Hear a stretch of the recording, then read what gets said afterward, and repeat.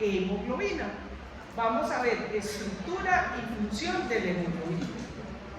Entonces, espero que podamos hoy terminar todo el tema. Igual, yo les digo sinceramente, yo con mucho gusto y cariño les comparto mi experiencia, mi conocimiento. Soy una persona un poquito escuelera y entonces a veces pierdo mucho tiempo diciendo respondiendo preguntas y todo eso. Pero entonces, pues eso me regañan mucho las directivas de acá y todo eso. Y los estudiantes me califican mal y todas esas cosas. Pero no me importa. Porque yo doy la clase. Si en las 4 clases que tenemos terminamos el tema, divino. Si no, yo doy una clase de pues de más. La doy por la noche, la grabo. El que quiera la ve, el que quiera la ve. ¿Listo? Gracias. Dime.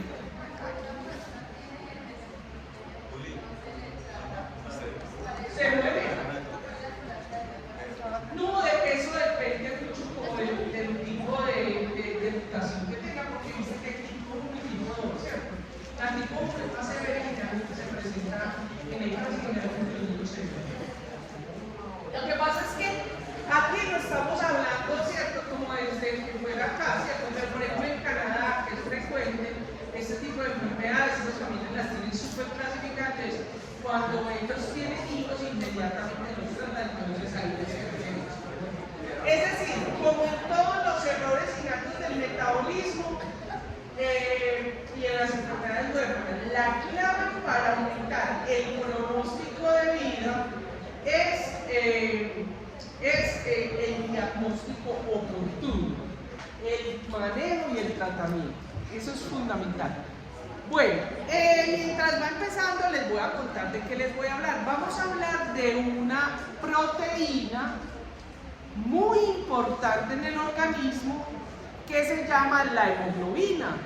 Ustedes la vieron incluso desde el colegio, ¿no? Sí. O eso lo enseñaron desde el colegio. Bueno, y lo vieron aquí en biología de la célula, me imagino, con sus profesores. Por lo menos lo que lo vio con el profe Hugo seguro les habló. La hemoglobina, todo lo que les voy a decir, ya está ahorita ya en las diapositivas, ¿cierto? Entonces ahorita nos desatrasamos, pero les queda ahí. Entonces ahora me van a ver ustedes en el video. Hola. Bueno, entonces la hemoglobina es una proteína de estructura cuaternaria. Recuerden que la estructura cuaternaria es cuando hay varias subunidades, ¿cierto? Entonces la hemoglobina tiene 4 subunidades, 2 cadenas alfa y 2 cadenas beta. ¿Cierto? 2 cadenas alfa y 2 cadenas beta. Las cadenas, tranquilos y café, que prefiero que me lo... No, eso está ya en descargas, entonces no...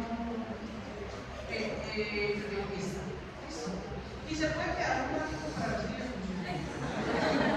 Entra frente a la hemoglobina. Miren tan lindo, estamos estrenando fotos. Ustedes sorprenden, yo utilizo todas las diapositivas, no las mismas de todas, pero hoy estamos estrenando fotos. Bueno, entonces ahí está lo que les digo, ¿cierto? Miren que es una estructura cuaternaria, recuerden que esta es una representación gráfica, ¿cierto? Entonces fíjense ustedes que tenemos 2 cadenas alfa y 2 cadenas beta. Recordemos que estas figuras representan esos núcleos, las alfa hélices, y los que están así como unas flechitas son las láminas beta. Entonces, fíjense que aquí están las beta-globinas, ¿cierto? Pero esa es la parte proteica, la secuencia de aminoácidos, y tenemos genes que codifican para las alfa-globinas, mira, se fue, y 2 para las y otros gen para las cadenas beta. Muy bien, eso es muy importante a nivel de patología. Resulta, porque aquí sí las tenemos, resulta que es la parte de proteínas, secuencia de aminoácidos, pero eso tiene un grupo prostético. ¿Se acuerdan que es un grupo prostético en la proteína? el que no tiene secuencia proteica, que puede ser un elemento, ¿cierto? Puede ser un metal. En este caso, el grupo prostético es el grupo hemo, que lo vamos a ver en la siguiente clase. El grupo hemo, un anillo tetraplegónico. Y ese grupo hemo es lo que le da la funcionalidad, pues le permite la función a la hemoglobina. Ese grupo hemo, entonces, en cada una de las unidades hay un grupo hemo. Y ese grupo hemo es muy importante porque ahí es donde se pega el hierro o otros compuestos, como vamos a ver en la próxima clase. Bien, resulta entonces que esa secuencia de proteínas, ¿cierto? Dependiendo las cadenas, porque vimos que hay 2 alfa y 2 beta. Esa es la del adulto, la mayoría de nosotros tenemos eso. El 98% de esa, nada. El 98%, ¿cierto? Es ese tipo de hemoglobina, pero ahorita vamos a ver los tipos de hemoglobina. ¿Qué tipo de hemoglobina? La hemoglobina del adulto o también en otros países. Aquí en Colombia se utiliza hemoglobina, H mayúscula y B. Pero como ya tenemos algunos laboratorios que tienen respaldo europeo norteamericano, es hemoglobina A. ¿Cierto? Ahorita lo ven en las grafiquitas. ¿Vale? Bueno, pero ahorita vemos los tipos de hemoglobina. Miremos entonces, pero ¿qué es lo que hace la hemoglobina? Básicamente la función más importante, que se asocia con lo que vimos ayer, la función más importante es esa capacidad que tiene la hemoglobina en el hierro de pegar oxígeno. Entonces, por lo tanto, ¿cuál es la función más importante? La primera, oxigenar los tejidos, ¿cierto? Y eso es lo que vamos a ver ahorita en detalle. Pero además, esa capacidad de entregar el oxígeno con toda la ayuda de la célula del eritrocito, entrega el oxígeno en los tejidos, ¿cierto? Y recibe el CO2, nos ayuda a sacar el CO2. Por eso nosotros cuando estamos llenos de CO2, uy, a bostezar, cuando uno le da hambrecito, está muy cansado, ¿cierto? Y hace un reflejo vagal para botar ese CO2. Sí. Por difusión pasiva, es decir, no necesitan transportador. En la membrana, como es un gas, se mete ahí por dentro de la membrana por la capa de ¿cómo vamos? Nada. Bueno. Sí, porque. Bueno, ustedes ponerán. Pero ¿saben qué, chicos? De todas maneras, espérate, ¿cómo hacemos? Para que se manden las diapositivas ya, ¿cierto? Sí. Porque se las envío ya y las van siguiendo, ¿les parece? Sí. Hagamos el para que está toda la tecnología. Ay, pues no tiene WhatsApp, ¿cierto?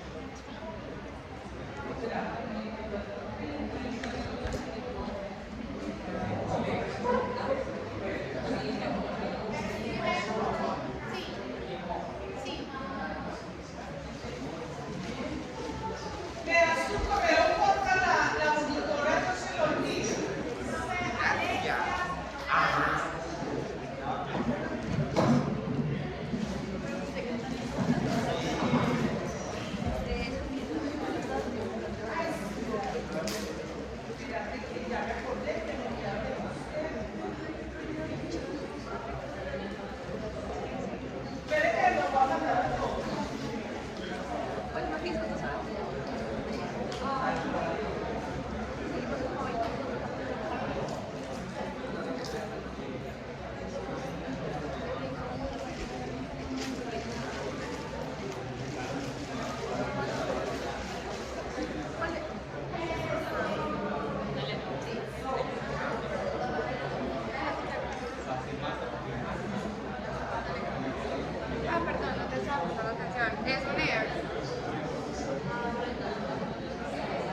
Pues para no hacer juego que tiene el M2, no,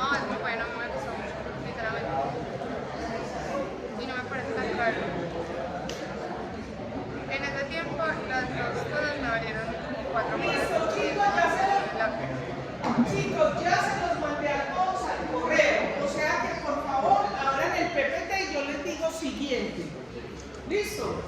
Les voy a mostrar dónde vamos, mientras nuestro compañerito nos va a ayudar. Estamos en la diapositiva 2, vamos para la 3. Entonces, bueno, pero mire que se va bien. Estábamos aquí pues donde estábamos viendo principalmente la función de la hemoglobina, ¿cierto? Vamos a ver, porque fíjense y verán que la hemoglobina, una cosa que es muy importante y no hablamos, ustedes casi no les importa, pero es lo más bonito, ahí viene la parte bioquímica molecular. Porque la molécula, así como la vemos ahí en una foto con su anillo tetrapirrólico y el hierro, pero lo importante es que la interacción que tiene la hemoglobina en sus unidades, para que quede en el video, la posibilidad de que esté tensa o esté relajada, de que esté en ese lugar donde está el 3-DPG. Entonces usted dice, ¿qué importa que esté tensa o relajada? Pues expone aminoácidos que pueden ayudar, ¿cierto?, a que, por ejemplo, se una el hidrógeno. Por eso vamos a ver en los campos alostéricos el pH, el ácido carbónico, etcétera, el bicarbonato, etcétera, cambie, y entonces eso hace que se libere el oxígeno o que se pegue el oxígeno. Ahorita vamos a ver eso. Bueno, vamos a pasar a otra parte del tema, que es la parte de muestras para yo decir no, pero para yo decir creo que seguimos con la diapositiva perdón, la diapositiva 3. Desde la diapositiva 3 vamos a empezar a ver, ya habíamos visto pues entonces cómo está compuesta. Termino. La hemoglobina, ahí está lo que me preguntabas ahorita. La hemoglobina AB1, ojo, los que se vayan para otros países, sobre todo desarrollados, o por ejemplo aquí en SimLab, ya están dando el resultado, te sale hemoglobina A1, ¿cierto? Te sale así como está allá. Y eso lo tiene usted que saber como médico, porque cuando te están diciendo hemoglobina A, ¿cierto?, son la hemoglobina que tenemos todos compuesto por 2 cadenas alfa y 2 cadenas beta. Esa hemoglobina durante toda la vida, pero aparece el 98%, depende de la literatura, el 98%.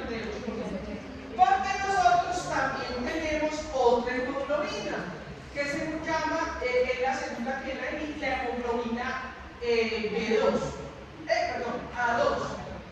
Esa A2 entonces ahí tiene 2 cadenas alfa y 2 delta.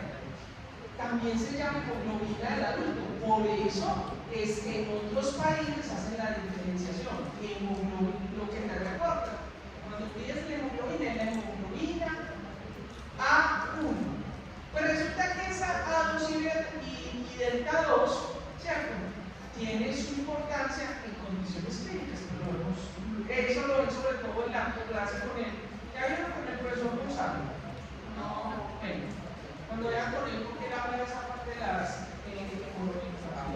de la parte clínica, ustedes no le puedo quitar ese.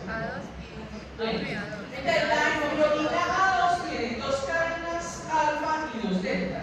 Esas son ustedes tienen esa, yo tengo esa, sí, todos la tenemos, pero muy poquito, el 2%. Ahora, existen otro tipo de hemoglobinas desde el punto de vista estructural de la cadena. Aquí estamos hablando de la secuencia de aminoácidos. Y es lo que se llama la hemoglobina fetal. Cuando nosotros estábamos en estado de embrión, en estado fetal, teníamos diferentes tipos de hemoglobina, de acuerdo a la estructura. Así tenemos entonces que tenemos la fetal, ¿cierto?, que puede permanecer un tiempito, que es la que se llama, la que tiene 2 cadenas alfa y 2 gamma, ¿cierto? Esa es la que se llama hemoglobina fetal. Ahorita les voy a mostrar una tabla que se las pongo en el examen. A ver usted qué va a escribir en su cuaderno, niño, después de esa chupadita de helado.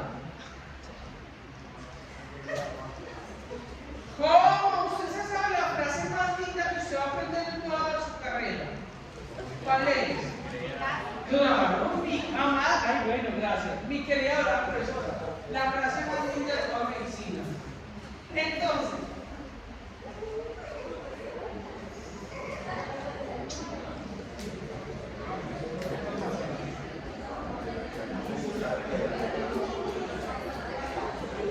chicos, no vamos a ponerlo en modo pantalla porque vamos a probar si colocándolo así ustedes lo pueden ver mejor. ¿Listo? Bueno.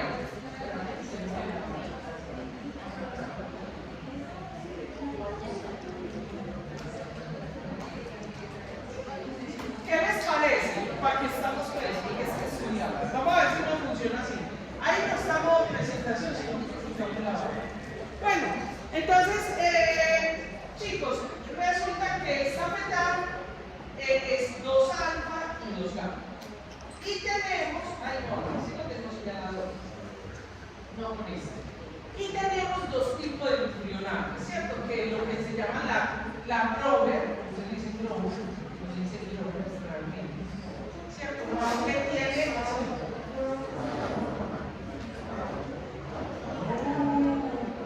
Vea, mire lo que me enseñó este señor tan supermativo.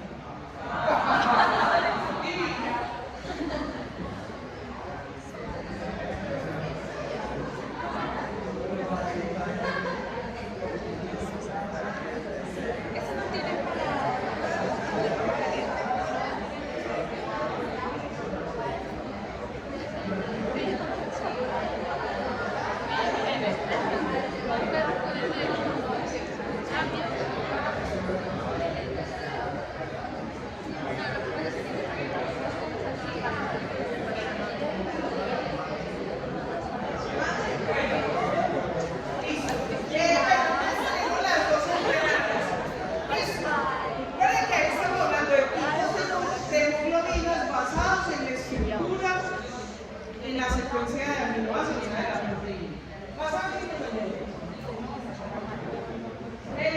Chicos, como que estamos en el mundo. Vamos entonces a pasar a la siguiente diapositiva que dice cambio en la producción de las cadenas de proteína durante el desarrollo. Porque su querida y adorada profesora les va a preguntar eso y les salen los exámenes. Es una pregunta clásica de los exámenes de posgrado. Especialización en este país y en otros países. Uy, ahí sí tengo que mirar, porque no pego. Vamos en estos momentos todos, miran en su teléfono, van a reconocer que hay una línea para la sal. Ustedes ven que desde el momento en que somos una morita, o sea, desde el momento de la fecundación, ¿cierto? En la embriogénesis, empieza a aumentarse la alfa, ¿cierto? Y sigue durante toda la vida, ¿sí ven? Vamos a ubicar la beta, ¿cierto? La beta se empieza a producir aproximadamente a las entre 6 y 10 semanas. Se empieza a producir, ¿cierto? Y después del nacimiento continúa, ¿sí ven que queda en la cruz? Pero también podemos ver, miren que ahí tenemos 2. Que están hacia un ladito.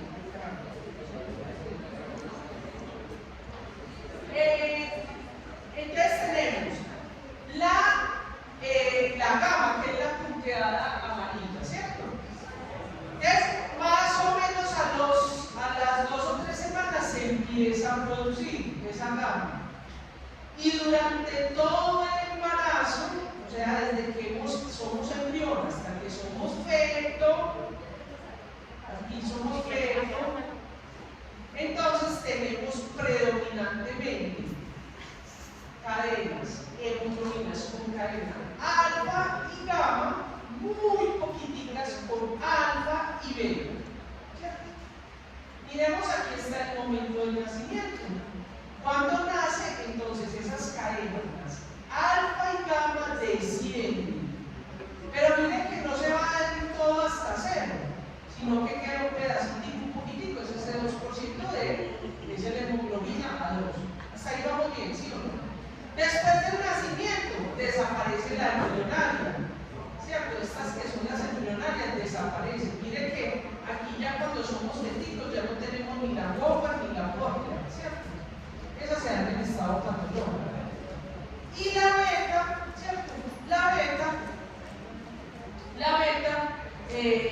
permanece. Aquí tenemos, ahorita les acabo de decir un errorcito que me equivoqué.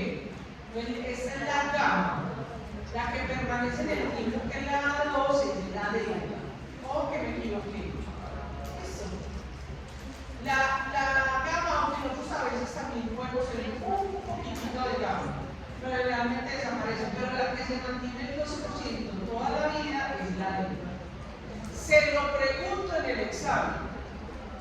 Yo le pongo ese dibujo en el examen y le pregunto, por ejemplo, en el momento del nacimiento tenemos cadenas, tal, y usted lo reconoce, lo lee. En la gráfica está la respuesta que usted tiene que escoger. ¿Listo? Esas son las que conforman la hemoglobina potra y la Gower, que son hemoglobinas embrionarias. Las que vimos acá, miren. La Gower 1 y la Gower. Esas generalmente se hacen estas dos y también una, pero desaparecen. Aquí les dejo un resumen. Estamos estrenando esa diapositiva para su estudio, ¿cierto? Sobre todo lo que les acabo de decir está resumido ahí, ¿cierto? Lo que son las hemoglobinas. Ahorita vamos a ver otro tipo de, vamos a ver ya diferentes tipos de hemoglobinas que ustedes también lo van a utilizar en su verga en medicina. Y es sobre todo esta que vamos a ver que se llama la hemoglobina glucosilada, que es la hemoglobina A1, la del adulto, que por el exceso de glucosa en sangre se pega a la hemoglobina. ¿Ah?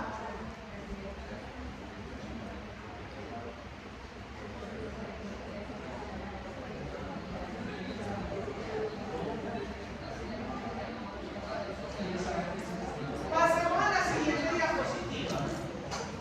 Profe, entonces una hemoglobina glicosilada alta puede significar diabetes. Claro, ese es un biomarcador. Me encantó tu pregunta, ya vamos para eso. Listo. Pasan a la siguiente diapositiva. Vamos a empezar entonces a ver tipos de hemoglobina que va a ser, sí. Después está la figura de la gráfica, luego la del resumencito, mira a ver qué número sigue. No, ay, eso está muy importante. Resulta que como nosotros inicialmente, o sea, durante la gestación, acuérdense que ahorita le muestro una gráfica cómo cambia. Es diferente cuando estamos en embrioncito que cuando ya estamos un fetito grande. ¿Cierto? Entonces cuando estamos embrionarios, pues un renacuajito ahí. Entonces ahí la hemoglobina, las cadenas son diferentes y permiten que oxigene ese embrioncito. Ya después, como vamos a estar con como siempre la de la mamá, ¿cierto? Ellas van a estar funcionando las que son embrionarias, son las que tienen la gamma y la beta, que es la fetal, gamma y alfa. Sí, gamma y alfa, ¿cierto? Son las fetales. Y después del nacimiento ya se desarrolla. La diferencia es que la secuencia de aminoácidos permite que se libere más fácil de acuerdo al estado de la célula para liberar oxígeno. Sí. O sea que estas funcionan antes de que el cordón umbilical ya empiece a crecer y a desarrollarse. En el embrión en las primeras semanas, las primeras 10 semanas, 2 mesecitos, ahí somos embriones, esas funcionan. Ya después no, ya no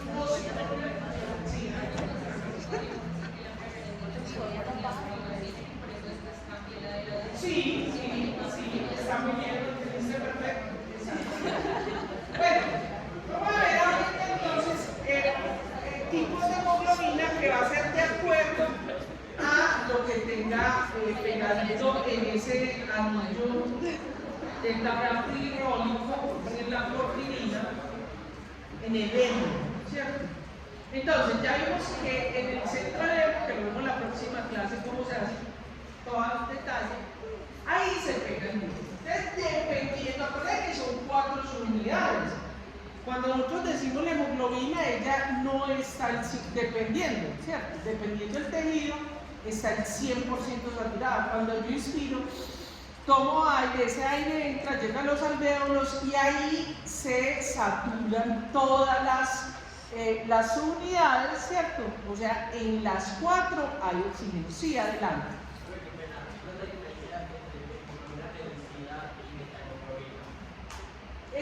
Te lo explico ahorita más adelante cuando lleguemos a ese tema para que no nos... Porque como es el tema anterior, pero ahorita cuando volvamos a ver lo de férrico y ferroso, entonces ahí vamos a volver a tener metahemoglobina en este tipo. Estamos hablando de acuerdo al grupo prostético. Tenemos una hemoglobina que es lo que se llama la hemoglobina oxigenada. Estos dos puntos los pongo así diferentes porque lo van a utilizar mucho en su clínica y muchos les van a preguntar, ¿cierto? Porque tenemos como dos tipos, a veces hay una sangre que es más roja y hay otra sangre que es más oscura, ¿cierto? De hecho, a veces cuando pues en las concepciones populares, ¿cierto? Cuando sale, hay una cortada, un trauma, y sale la sangre arterial, ustedes dicen los espectadores, no, tenía la sangre rojísima, guada, ¿cierto? O por el contrario, ustedes se preguntan, ¿cierto? Cuando es de una venita, no, esa sangre está muy espesa. Pero realmente lo que ocurre es que cuando está muy roja, escarlata, ¿cierto? Es porque tiene oxihemoglobina, se llama es decir, perdón, dije mal. La hemoglobina está oxigenada, ¿cierto? Es decir, tiene oxígeno la hemoglobina. Y así se llama entonces oxihemoglobina. Ahora, cuando nosotros tenemos la hemoglobina que no tiene el oxígeno, que está reducida, ¿cierto? Que también pasen a la siguiente diapositiva. ¿Cierto? En la siguiente lo vamos a ver, que es lo que se llama la desoxihemoglobina. Lo que pasa es que en la desoxihemoglobina, ahorita les voy a hacer un detalle, porque recuerden lo que les dije en la clase anterior. Usted no puede pensar en una foto en 2 dimensiones, porque eso está en tercera dimensión. Y no siempre, el 100% del tiempo, tenemos la hemoglobina con todos los oxígenos, ¿cierto? A veces, por ejemplo, tenemos solamente una de las unidades con oxígeno, ¿correcto? Bueno, entonces, miremos la que dice tipos de hemoglobina. Entonces, la primera, la hemoglobina A. ¿Por qué la puse aquí? Aquí en Colombia los laboratorios todavía nos reportan hemoglobina simplemente, ¿cierto? Pero esa hemoglobina es la A1. Ustedes se tienen que ir adaptando a eso porque ya los laboratorios la están reportando así, hemoglobina A1. Esa hemoglobina A1 es la del adulto, que es el 98%, que es la que tiene 2 cadenas altas y 2 cadenas bajas, ¿cierto? Tenemos la hemoglobina fetal, ¿cierto? O la hemoglobina A2, que nosotros tenemos el 2%, ¿cierto? Muy bien, sigan adelante, vamos al tercero, miren la siguiente diapositiva. En la tercera, que es lo que ustedes van a ver, yo les traigo un poquitito, pero es la hemoglobina S, eso lo dijo el profesor Gonzalo. En esa hemoglobina S, ¿cierto? Son hemoglobinas que van a estar alteradas sus cadenas, ¿cierto? Y entonces nos produce una enfermedad lo que se llama la anemia falciforme, ¿cierto? Muy importante, se lo tienen que aprender porque nosotros tenemos aquí en nuestra ciudad, sobre todo poblaciones étnicas afro y poblaciones amerindias, colonias indígenas. Por ejemplo, en el Chocó tenemos mucho eso, ¿cierto?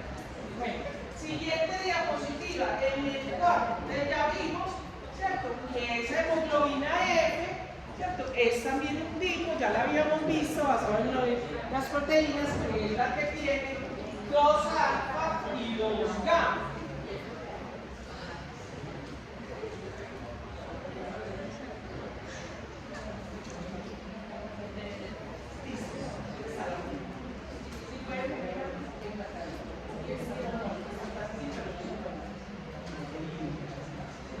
Bueno, termine la que vimos ahorita. ¿Se acuerdan la 2? ¿Sí? Cuando vimos la oxigenada. Este término oximoglobina es muy importante, sobre todo en ciertas, en toxicología, en cuidados intensivos. Hay unos que arrojan incluso la oximoglobina, ¿cierto? Aquí no se usa mucho, pero usted se lo va a encontrar. Pero cuando decimos ese término lo usamos oximoglobina para hablar la hemoglobina que normalmente se usa. ¿Que usted cómo lo va a detectar? Con lo que le ponen en el dedito, que ya le voy a explicar qué es eso, ¿cierto? Que mide la presión parcial. Sí, ahorita vemos eso. Pero ¿qué es lo que eso es muy importante antes de que se vaya? Miren, eso es muy importante que lo miren. Entonces, fíjense qué es lo que sucede. ¿Se acuerdan cuando les decía ahorita la importancia que tiene la secuencia de la proteína? Esto es una alfa S, y aquí tiene un aminoácido, ese aminoácido es el aminoácido histamina, que es el que permite realmente que cambie la posición del grupo M. Entonces, eso va a permitir, fíjense que si está en esta forma, que es la desoximoglobina, cuando no tiene el oxígeno. Mientras que cuando se pega el oxígeno, fíjense que cambia la configuración. Eso lo vamos a ver ahorita en la listomina, ¿cierto? Pero aquí está, cuando decimos oximoglobina o hemoglobina oxigenada, se refiere cuando está pegado al oxígeno. Ahí sí la pregunta que me hiciste ahorita. ¿Qué significa la metahemoglobina? La metahemoglobina significa una hemoglobina que tiene el hierro en estado férrico. Se lo pregunto en el examen. En estado férrico. ¿Listo? En estado férrico. O sea, +3. Esa metahemoglobina generalmente en nuestro medio es por intoxicaciones, pero existe una enfermedad que ya la vimos, que es la metahemoglobina hereditaria o por deficiencia de metahemoglobina reductasa. Estas dos que están acá, muy importantes para los que, sobre todo los que vayan a estudiar toxicología, urgentología, los médicos generales que van a trabajar en urgencias. ¿Por qué? Porque resulta que así como se le puede pegar el hierro, también se le puede pegar el monóxido de carbono, el dióxido de carbono, el cianuro, ¿cierto? Se le pega ese hierro. ¿Por qué se le pega? Porque tiene un estado que permite interactuar con el otro elemento.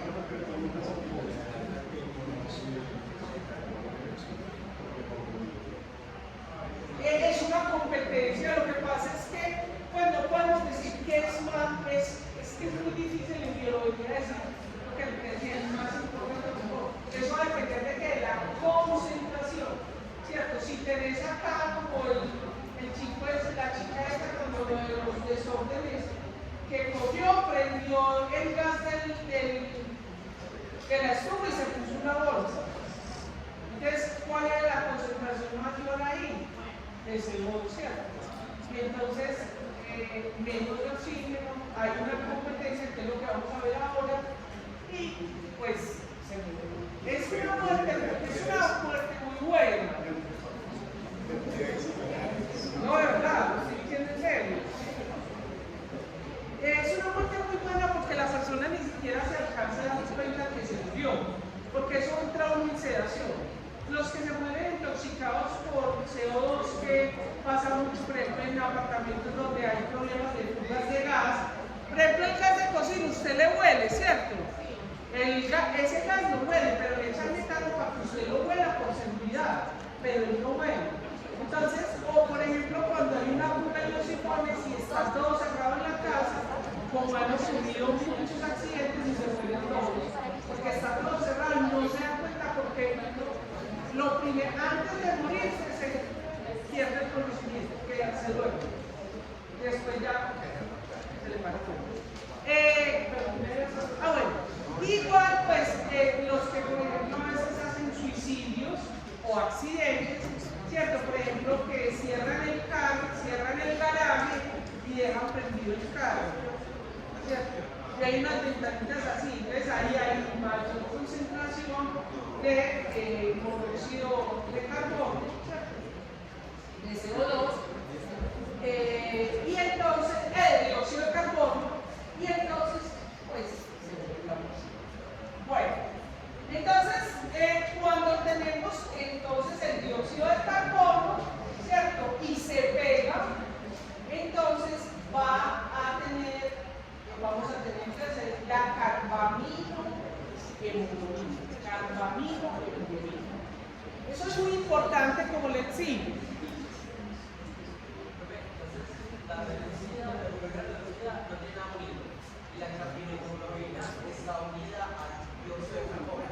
Claro, porque cuando nosotros tenemos, acuérdense, lo voy a dar pues como un conceptico que es muy grosero para los que hacemos bioquímica, es una manera como de entenderlo.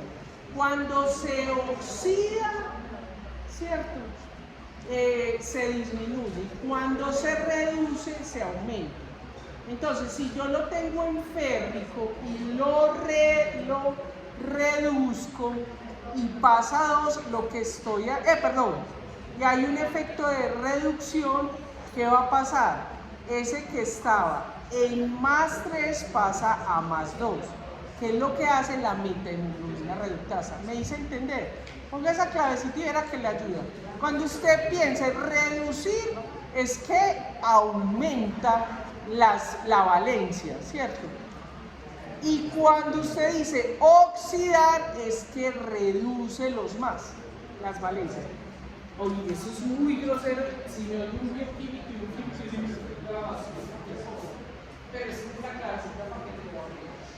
Bueno, y tenemos entonces también el monóxido de carbono, que es la carboxiloglobina.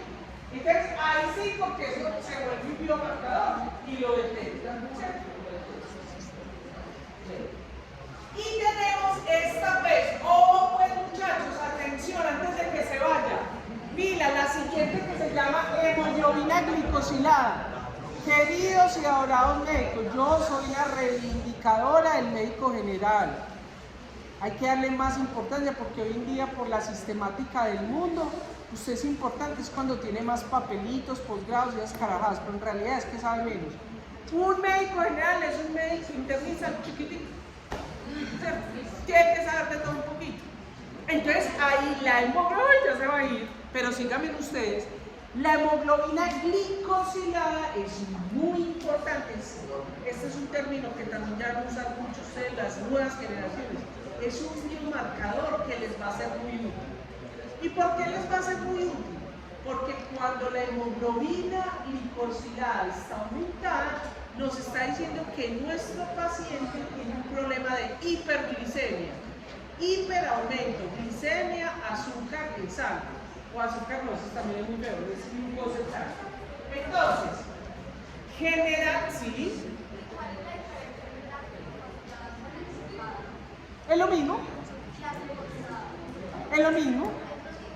Lo que pasa es que dependiendo del libro que lo leas, depende si lo traducen los españoletes o los mexicanos o los argentinos. Entonces hay unas que le ponen glicada, otras glicosilada, también depende del laboratorio. Pero ya te voy a explicar qué quiere decir y me dices. ¿Sí? Si te queda duda con lo que te explico, vuelve y me preguntas. Y puede ocurrir que la glucosa, pues que en un examen de sangre puede ocurrir que la glucosa esté normal y la glicosilada esté alta o al revés, la hemoglobina. Sí puede ocurrir, pero no es tan totalmente normal. Ya le voy a explicar por qué. Entonces, fíjense ustedes acá, ¿qué es lo que sucede en la hemoglobina glicosilada? Resulta que hay un aumento, miren esta tablita que le va a ayudar mucho para para responder lo que usted me pregunta, lo mismo la chica de glicado. O sea, glico viene de dulce. Por eso los carbohidratos se conocen como glucósidos, glicósidos, ¿cierto? Que significa dulce, porque da una punta de carne dulce. Bueno, sí.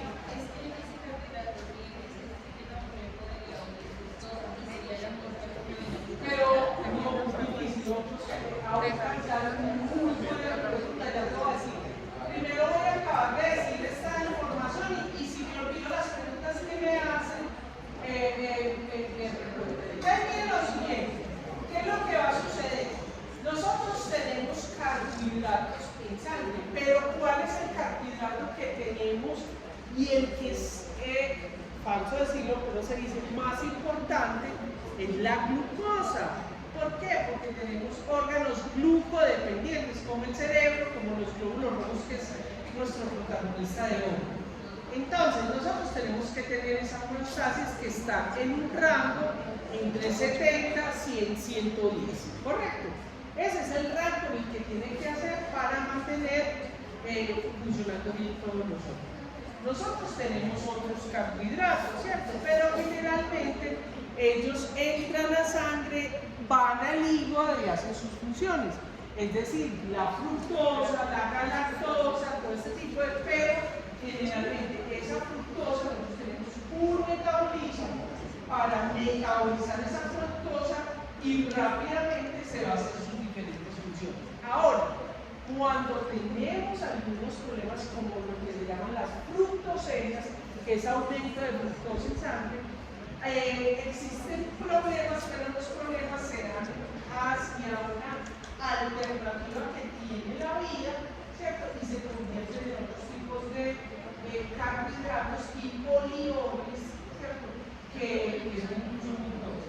Entonces, realmente no alcanzamos a tener una fructosa como tal o una galactosa como tal que se pegue ahí. Ahí lo que hace que, mejor dicho, lo que nos hace la hemoglobina glicosilada, sobre todo, pegar es glucosa. ¿Y por qué pega la glucosa? Pues porque al estar mucha cantidad de azúcar, ella se va a pegar a algunas partes de la hemoglobina. Fíjense que aquí vemos, ¿cierto? Esta es la glucosa, esto representa la glucosa, aquí tenemos una partecita, en este caso al que generalmente se pega es a una valina, ¿cierto? Como ella tiene este hidrógeno acá, ¿cierto? Entonces fácilmente, por las condiciones de pH y de pK de la sangre, se puede pegar. ¿Y cómo me queda la hemoglobina? Y hay las preguntas que me hicieron. La hemoglobina queda glicosilada o glucosilada o glicada, son sinónimos. Ahora miremos, ¿qué es lo que hace entonces que cómo podemos comparar eso? Esto que vemos acá es la hemoglobina. Nosotros tenemos normalmente nuestra hemoglobina, ¿cierto? Más o menos una hemoglobina normal, en un individuo sano normal, ¿cierto? Está más o menos por encima de 12.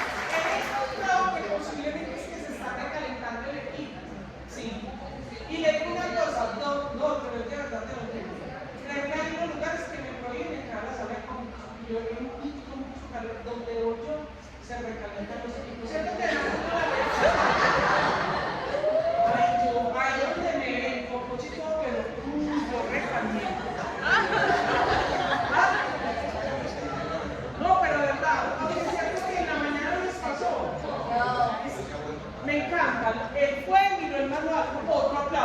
lo mereces.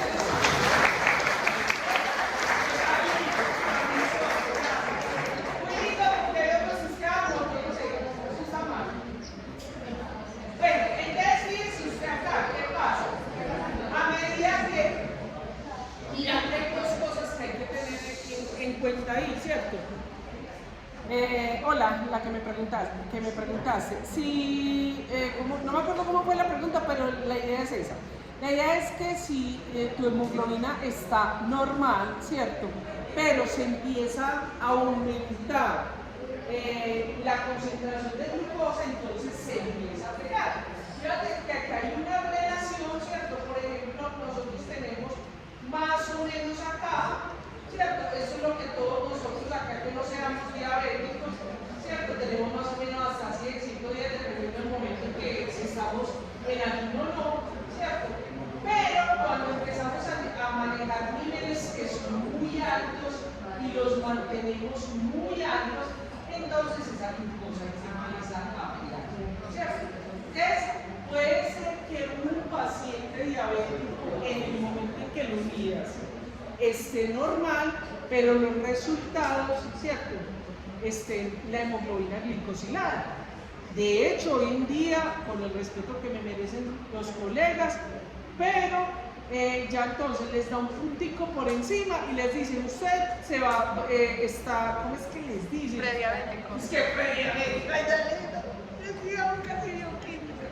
no, eso es muy antibioquímica, no, prediabético no, porque usted tendría que preguntar, puede ser que esa persona se comió el día antes del examen arequipe y una cantidad de cosas, no. Nos está dando una alerta, hay que hacerle seguimiento, ¿cierto? Hay que ver cómo la glicemia, si por ejemplo ella tiene la glicemia en 120 y la hemoglobina glicosilada borderline, o sea en el borde superior un poquito más, yo que le diría, bueno, mira, vamos, le mandas otra vez el examen y le dices por favor, tener mucho cuidado, no comer sino hasta las 6 de la tarde, pues dependiendo que el laboratorio le den las indicaciones, porque muchas veces es que comen tarde. Otra de las razones, porque hacen un ayuno muy prolongado, ¿cierto? Entonces, ojo con eso, ¿listo? Pero normalmente, si usted ya tiene un paciente que es diabético, la hemoglobina glicosilada, como ven en esa fotito de ahí, nos sirve mucho en pacientes con diabetes tipo 1, porque ellos normalmente manejan valores altos de glicemia. Entonces, ¿cómo está esa hemoglobina glicosilada? Nos está indicando cómo va la enfermedad. Entonces, por eso es un excelente biomarcador. No sé si se quedó algo en el tintero. Antes que pase, qué pena. La hemoglobina A1 C es hemoglobina glicosilada. En la imagen. Acuérdate que es muy buena tu pregunta, porque esa no la van a tener mucho por lo que te digo en los laboratorios. Cuando decimos hemoglobina A1 quiere decir la hemoglobina del adulto que tiene 2 cadenas alfa y 2 beta, ¿sí o no? Cuando está glicosilada, usted la manda a pedir y le aparece. En los laboratorios del Estado te ponen AB1 glicosilada, HbA1 glicosilada. Bien.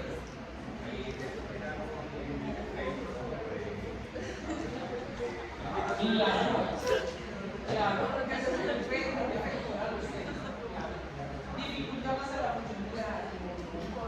Porque acuérdense que la función como tal es como la posibilidad que tenga la hemoglobina de hacer su cambio estereoquímico. Estéreo en química es espacio. Entonces, ¿cómo se maneja la química en el espacio? Y aquí no vamos a entender más. Vamos a empezar a ver a los que dicen. Le voy a decir una cosa. A mí no me importa, no tengo problema en que ustedes hablen, griten, duerman, vean lo que sea, no atención. A mí no tengo problema, igual yo tengo mi conocimiento, queda grabado, lo pueden ver, pero creo que algunos de los compañeros sí se incomodan. Entonces, para que seamos un poquito más empáticos, de hablar un poquito más pasito o nos salimos para poder hablar un ratito, ¿cierto? Yo no tengo pues como problemas. Aquí sí se oye mucho ruido, pero a mí no me interfiere. Bien, vamos a ver el alosterismo. El alosterismo es ese evento que tenemos en las proteínas, en muchas moléculas, ¿cierto? Que cuando se une, si ustedes les enseñaron lo de los ligandos, ¿cierto o no? ¿Se acuerdan de eso? Es decir, el ligando es lo que se pega al sustrato, por ejemplo en las enzimas, ¿cierto? En las proteínas de actividad enzimática, ahí debían haber visto eso. Entonces, lo que se pega es el ligando, ¿cierto? Aquí, entonces, eso que se pega, que ya lo vamos a llamar ligando, a la proteína o a su grupo prostético, va a cambiar la función de la proteína, como vamos a ver ahí. Sería así. Entonces, yo estructuré esto un poquito diferente como están los libros para poderme hacer entender, porque este temita les da un poquito como de complejidad. Yo les pido el favor que presten atención, traten de mirar las dudas, las apuntan en su cuadernito y las hacen en la próxima clase. Hacemos un espaciecito para aclarar dudas, porque si tratan aquí cómo de entenderlo, a veces les da un poquito de dificultad. Vamos a empezar. Lo primero que usted tiene que pensar, que le enseñaron por allá en biología de la célula, es lo que se llama la cooperatividad. Es decir, hay una forma de alosterismo, hay una forma de funcionamiento entre las moléculas, en este caso de proteínas, que se llama el cooperativismo o la cooperatividad. Hoy, en este momento, vamos a empezar a ver qué sucede con ese evento de cooperativismo, de cooperatividad con la hemoglobina. Porque esa cooperatividad, ese alosterismo, hace entonces que se puedan dar los eventos de cooperatividad relacionados con la unión del oxígeno. ¿Cierto? Entonces, ese alosterismo, esos ligandos que van a afectar esa cooperatividad o esa función de la hemoglobina relacionada con el oxígeno es lo que vamos a ver a continuación. Entonces, una de las cosas más bonitas de esta molécula es el hecho de que, pero no es solamente la hemoglobina, en general en las proteínas, eso es lo que hace que la función biológica, es que las proteínas, las moléculas, pero hoy vamos a hablar de proteínas, pueden tener una forma relajada o una forma tensa. Y esa forma relajada o tensa, en los libros ustedes lo ven como TOR, ¿cierto? Va a cambiar o modula el alosterismo. Es decir, dependiendo si está en estado T o está en estado R, se puede pegar o no ciertas moléculas. ¿Vale? Bueno, hasta ahí vamos bien. Lógicamente aquí le vamos a dar sobre todo importancia no me acuerdo si es del libro de Rena o si es del libro de Lehninger. No puse. Parece Lehninger. Sí, creo que es el de Lehninger. Entonces, ¿por qué me gusta esta foto? Porque es para ayudarle. Ustedes tienen que imaginarse una manera muy buena para estudiar biología molecular, bioquímica, fisiología, es imaginándose en la cabeza cómo se mueven las moléculas. Cuando usted puede mover dentro de su mente las moléculas, entiende mejor el proceso. Porque en la vida real no es que esté en estado T y en estado R, ¿cierto? Es decir, no es que estén los 4 con oxígeno y los 4 sin oxígeno. ¿Comprende? Ni tampoco es que esté tensa y relajada. No, ¿cierto? Sino que hay eventos celulares. Ese alosterismo hace que ella, por algún efecto alostérico, cambie de forma tensa a forma relajada. Entonces, en la medida en que se va tensando o relajando, se pueden unir moléculas. En este caso es el ejemplo del oxígeno. Así como es la forma tensa y relajada eso va a depender también de que se pueda unir 1, 2 o 3 oxígenos, ¿cierto? Entonces no se puede pensar, sobre todo cuando veamos las gráficas, que es como lo que más característica les da a ustedes. Entonces ahí es donde tienen que aplicar eso. Yo les dejo ahí, no sé si la pongo, yo les dejo ahí abajo, hay una foto muy buena de Leninger que le muestra a uno como todos los estados en los que puede estar, ¿cierto? Es un algoritmo que sacaron, pero es muy útil como pueden entender. Pero aquí que lo va a ir, ¿se acuerda que ya habíamos visto hablando de un lugarcito, un orificio, una huella en la clase pasada, donde se pega el 2,3 dPg? Mírenlo acá. Fíjense que esto es para mostrarles que el alosterismo de ciertos compuestos, como es el 2,3 dPg o es los hidrogeniones o la temperatura, como vamos a ver esos efectos alostéricos, lo que cambia es la posibilidad de que se peguen ciertas moléculas y además de que eso haga que se libere, o sea, suelte el oxígeno o se libere el oxígeno. Miremoslo acá, ¿cierto? En la fosfatasa, este es el grupo prostético, o sea, la porfirina, el grupo hemo. Entonces aquí en estado T no tiene posibilidad para que se mueva y pueda escoger como en el estado relajado, entonces no se puede pegar el oxígeno. Entonces ahí tenemos la forma T o forma, la forma T o no, la forma T y el estado de desoxirribonucleina, es decir, que no tiene oxígeno pegado. Y tenemos entonces aquí la relajada. Fíjense que aquí este GAP, esta flechita, este botito, es más grande que este. Pero el importante no es de que sea más grande, más pequeño, sino los aminoácidos que exponen para que se puedan pegar los elementos. En ese elemento caben los 3 dPg, como vamos a ver más adelante. Bueno, entonces en este estado relajado, ya entonces sí se puede exponer y se expone el grupo hemo y se puede pegar. Aquí lo vemos, esta también es de Leninger, que lo vemos como más claramente, entonces lo dejo ahí para que lo vean. ¿Qué es lo que ocurre realmente cuando estamos hablando del estado T? Miren que es muy sutil. Si nosotros lo pusiéramos en un plano, en el estado T o en el estado tenso, ¿cierto? Tenemos aquí estos aminoácidos que son los que jalan, en este caso es el de histidina, que mueve, o sea, cambia ligeramente en el plano el átomo de hierro, que es este, el anillo tetrafibrólico, y permite que se pegue. No, miren que con un pequeño movimiento se puede permitir, es decir, cuando está en estado relajado, ¿cierto? Cambia la configuración de los aminoácidos y entonces mueve el hierro y de esta manera se pega el oxígeno. Eso es lo que ocurre físicamente. Sí. Profe, entonces hablando pues de eso, al alosterismo, ¿no se podría hacer algo como para prevenir la diabetes desde ahí? Como pues, no sé, como cambiarle el citalostérico, inhibirla competitivamente la valina para que no se pegue la glucosa. Sí, pero eso tendría muchas otras consecuencias para eso, que habría que ponerse a discutir y buscar esa idea, no la descarta. Hay que discutir y mirar qué es lo que quieres decir y de pronto, ¿por qué no?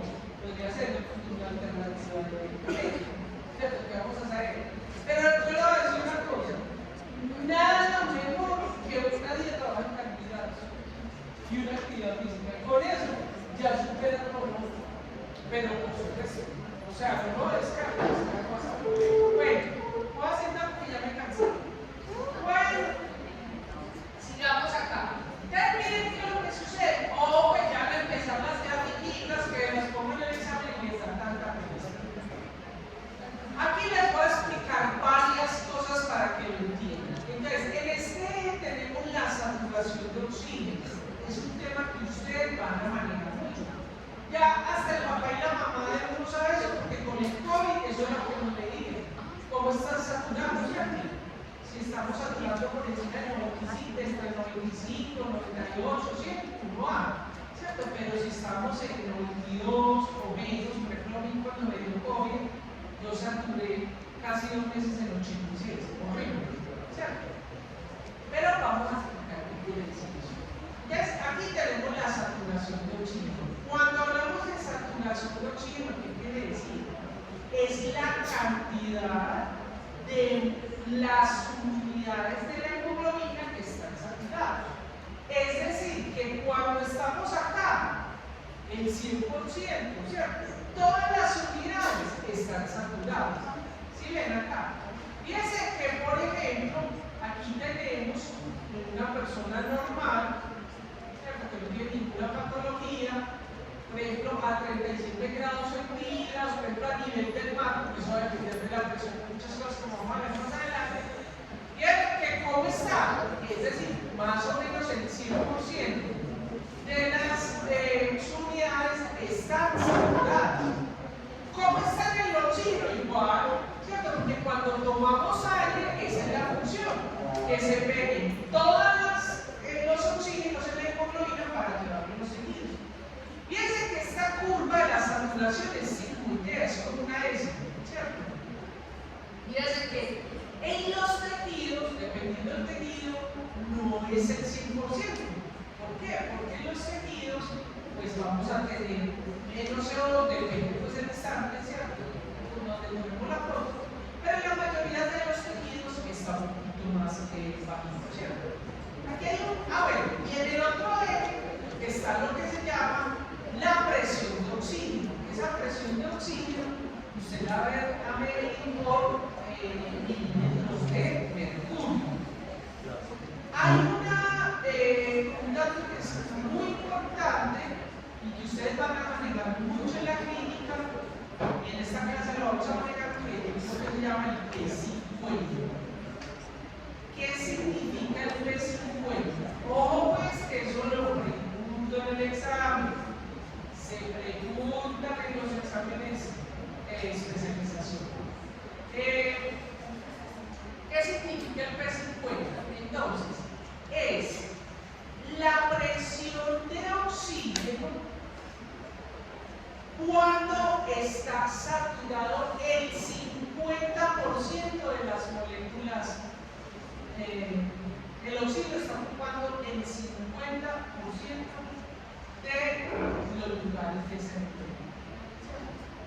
el 50%. Ese es el P50. Más o menos a unos 25 presión de oxígeno en miligramos de mercurio, más o menos, un poquito más, 35 o 30. Es cuando usted mide y le da esto en la presión de oxígeno, eso le está diciendo que el 50% de las moléculas está saturado. ¿Correcto? Vamos a seguir adelante.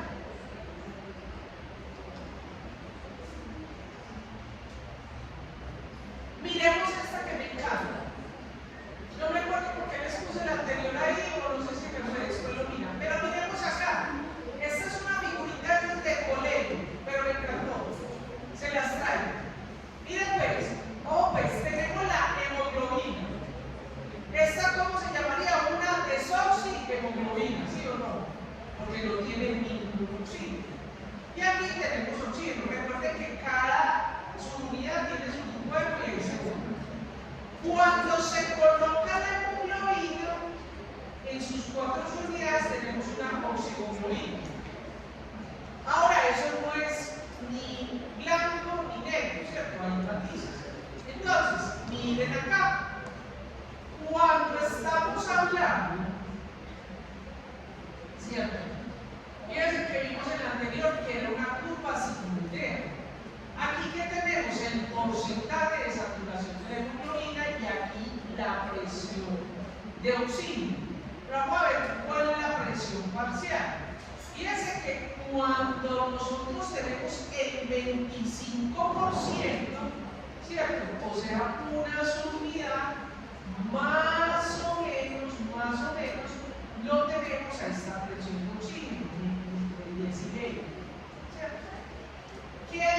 Supongamos que subimos más, aquí no está el dibujito, Pero imagínense que hay un cuadrito, más o menos aquí 50, estaría un cuadrito con 2 puntos, ¿cierto? Que es más o menos 30, entre 25 y 30, o sea, como esta que vimos acá, ¿cierto? Entre 25 y 30 está el 50% de los lugares de la hemoglobina ocupados. Hasta ahí vamos bien, ¿cierto? ¿Entendieron el concepto ahí? Bueno, sigamos adelante. ¿Qué pasa cuando están 3 comunidades ocupadas por el oxígeno? Más o menos corresponde al 75% de saturación, ¿cierto? ¿Y usted cómo lo va a ver en el indicador que dice PO? En 40, ¿cierto? Cuando nosotros subimos a 60, están casi todas ocupadas, que es la parte que eso va a depender si estamos midiendo en los tejidos o estamos midiendo en los pulmones. ¿Cómo estamos nosotros en estos momentos que estamos en reposo? Estamos quietos, ¿cierto? Eso depende. Si miramos los pulmones en el momento de la inspiración, cuando tomamos aire, entonces van a estar, yo creo que ya nos está viendo todo, no, van a estar los 4 sitios ocupados. O sea, eso representa mayor del 97%. El 97% va a estar saturado, ¿cierto? Que más o menos el PO, ¿cierto? A usted le va a dar entre el 95, ¿vale? Bien, ahora, si están en los tejidos, ¿qué sucede en los tejidos? En los tejidos, como estamos metabólicamente activos, estamos liberando mucho CO2. Pero recuerden que tenemos la sangre venosa y la sangre arterial. Ahorita les muestro una foto de eso. Y entonces viene la oxigenada, nos entrega el oxígeno y ahí se recibe el CO2. Aunque hay que decir que el eritrocito toma más o menos muy poquito, porque la mayoría se va en los compuestos como el CO2 se va en el ácido carbónico y en el bicarbonato. Acuérdense de los tampones de la sangre, ¿cierto? Bien, miren acá, miren qué tan bonito es. Esto es un alvéolo, esto es de Mendel, ¿cierto? Estos son los alvéolos. Los alvéolos van a estar irrigados por sangre venosa y sangre arterial. ¿Qué es lo que va a pasar? Es que en este aire, esos por donde pasa la sangre, lo que me preguntaba ahora uno de ustedes, ¿y cómo hace para pasar ese oxígeno CO2? No, es ambos son gases, el oxígeno molecular o el CO2 atraviesa libremente la membrana. Eso va a depender de la concentración que haga, ¿cierto? Y va a depender pues de otras bases. Aquí vemos entonces, eso es un dibujito de la vida real, ¿cierto? Pues es dibujito, pero así es como son los secundarios y todas las cosas, ¿cierto? Esos hechos racionales. Pero aquí, en este dibujito representamos, ¿cierto? Como entonces, cuando tomamos el aire, ¿cierto? Entra oxígeno, ¿cierto? Y esos lugares que son liberados en CO2 se liberan para buscarlo con respiración, son inmediatamente ocupados en la sangre, en la hemoglobina y quedan como oxígeno. Por eso es que la sangre arterial está al 100% saturada de ¿qué? De oxígeno. Mientras que la venosa es más o menos un 60% y en los tejidos hasta un 40%, como lo vemos acá, ¿cierto? En los tejidos. Vale. Bien. Lo que me preguntaban ahorita de los bebecitos, aquí vemos qué tan bonito es eso. Miren que aquí es diferente, ¿cierto? Fíjense que creo que fue esta chica que está aquí a mi derecha. Fíjense que la sangre del embrión y del feto, sobre todo en los primeros meses, como hay otras estructuras de la hemoglobina, ellas tienen mayor o menor afinidad. ¿Qué va a hacer eso? Que el porcentaje de saturación va a cambiar. ¿Qué quiere decir eso? Fíjense que a menor presión parcial, o sea, corriendo para acá, ¿cierto? Más fácil se oxigena. Entonces, miren que la sangre del feto, ¿cierto? Aproximadamente están el 50% saturadas de las hemoglobinas, más o menos en una presión del 20%. En la materna, ¿cierto? Sobre todo cuando es el niño ya con aspectos diferentes, porque aquí hay un intercambio. En la materna también se aumenta un poquito la presión, más o menos 25-30, ¿cierto? O sea, ¿por qué? El P50, o sea, la presión de oxígeno en la que está el 50% de la población. Y nosotros, que somos estos, el adulto, fíjense que está más corrido hacia la izquierda de ustedes, pero ¿cómo es? A la derecha, no, usted no alcanza a ver a la derecha. Ahora, esto puede cambiar hacia la izquierda o hacia la derecha cuando tenemos factores alostéricos. Eso es lo que ya vamos a empezar a ver. ¿Y qué son esos factores alostéricos? Lo que se pega a la hemoglobina. Entonces pueden ser los protones, puede ser la temperatura y los protones puede ser, por ejemplo, el pH, el CO2, o sea, los carbones, es decir, el bicarbonato ácido carbónico y el glutamato de pequeño. En la medida en que se modulen estos factores alostéricos, se va a correr esta curva hacia la izquierda o hacia la derecha. Esta es la foto, si se las puse acá, es de Lettinger, donde nos muestra cómo va cambiando las formas. Es simplemente como una herramienta para que no lo puedan entender simplemente con el discurso mío o de las diapositivas. Vamos entonces a ver esos agentes alostéricos que afectan a la unión del oxígeno. En realidad hay varios, ¿cierto? Hay muchos, ¿cierto? Es decir, que está el CO2, está el hidrógeno, que es lo que se llama la unión de protones por el efecto de Bohr, por el efecto Raman, aquí no vamos a ver específicamente. Está la temperatura, está el 2,3 de pH, ¿cierto? Hay muchas cosas que afectan eso. Vamos a empezar a ver estos tres. Empecemos a ver entonces, recordemos que las proteínas entonces tienen cambios alostéricos, o sea, ligandos que se unen a la proteína, en este caso la hemoglobina, ¿cierto? Y que afectan el cooperativismo. Y ese cooperativismo va a estar representado en el oxígeno que está en el punto medio. Entonces vamos a ver estos factores. Cuando esos efectores alostéricos se unen a la hemoglobina, van a aumentar o disminuir la afinidad de la hemoglobina por el oxígeno. Y es lo que les decía que afecta las curvas.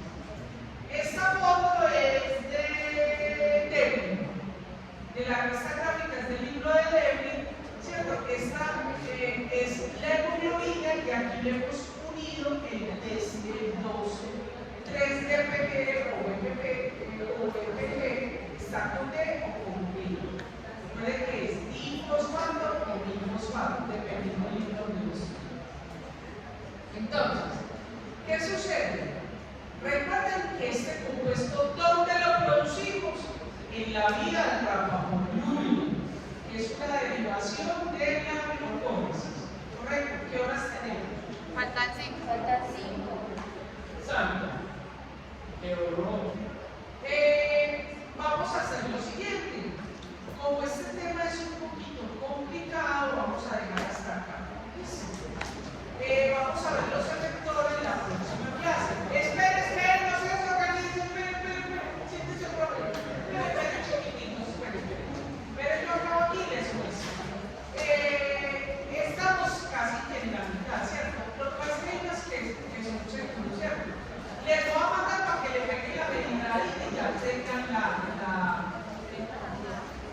las dudas, ¿cierto? Entonces, en la otra clase vamos a terminar de la estructura y función de la hemoglobina, quedamos en la parte alostérica y vamos a empezar entonces a ver la síntesis del glucógeno. Ya nos vamos a ir hacia el glucógeno, a ver la fábrica de producción del glucógeno. Muchas gracias. Chao, gente. Oye, que faltan 5 para las que. Para la una. Oye, porque apenas que. Ah, es que hicimos 2 clases.